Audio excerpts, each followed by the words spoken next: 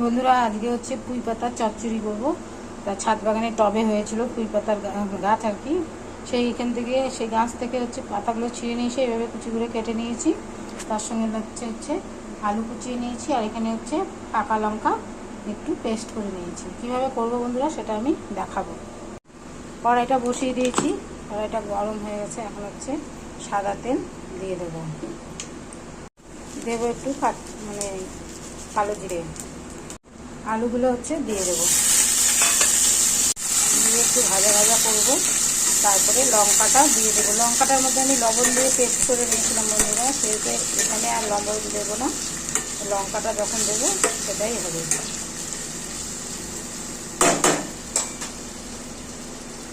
এই যে পেস্টটার মধ্যে আমি লবণ দিয়ে করে নিয়েছি, এটাই ফেলে দেবো।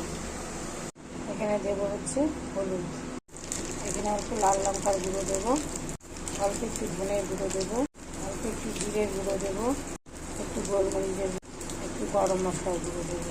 ঠিক আছে, এগুলো অল্প অল্প করে দেবো।